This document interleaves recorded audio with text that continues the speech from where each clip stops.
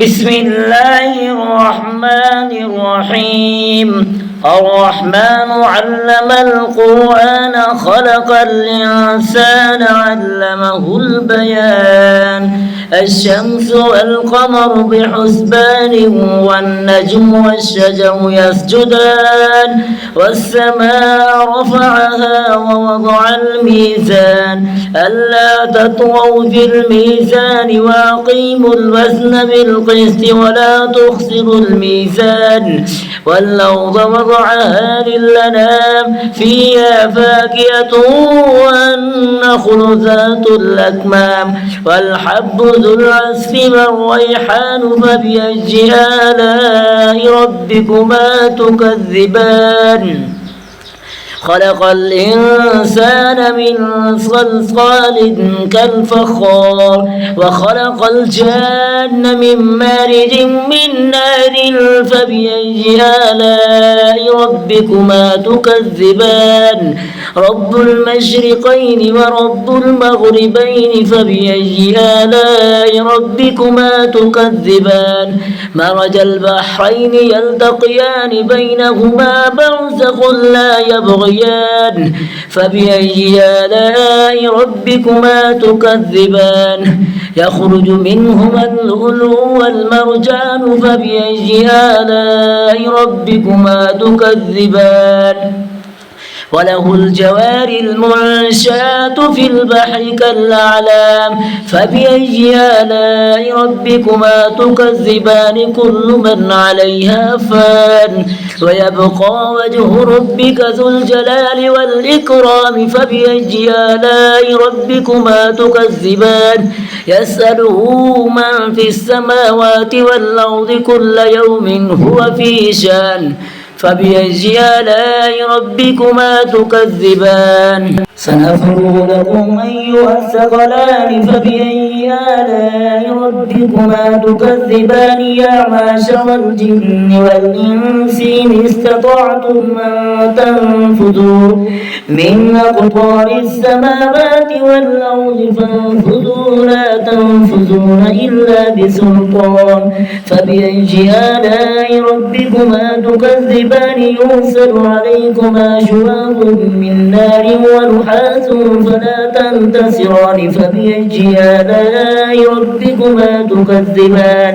فإذا انشقت السماء فكانت وردة كالدهان فبأي آلاء ربكما تكذبان.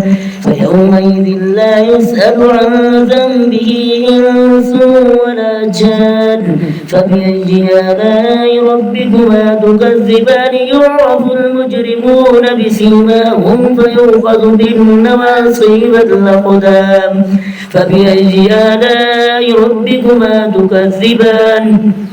هذه جهنم التي يكذب بها المجرمون يطوفون بينها وبين حميم نار فبأي آلاء ربكما تكذبان.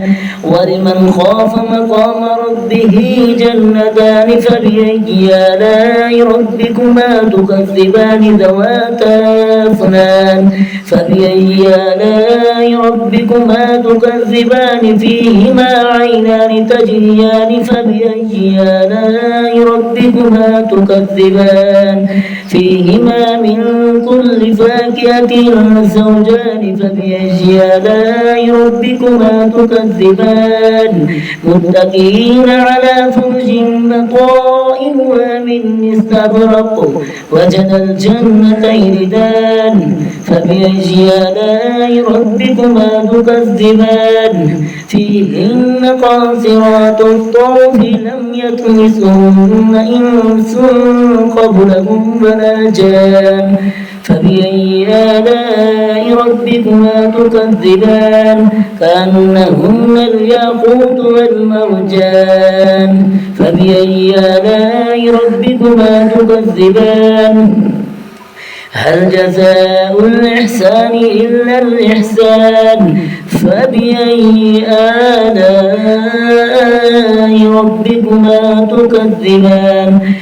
ومن دونهما جنتان فبأي آلاء ربكما تكذبان مدهامتان فبأي آلاء ربكما تكذبان فيهما عينان نضاختان فبأي آلاء ربكما تكذبان فيهما فاكهة ونخل ورمان فبأي آلاء ربكما تكذبان فيهن خيرات حسان فبأي آلاء ربكما تكذبان حور مقصورات في الخيام فبأي آلاء ربكما تكذبان لم يطمثهن إنس قبلهم ولا جان فبأي آلاء ربكما تكذبان متكئين على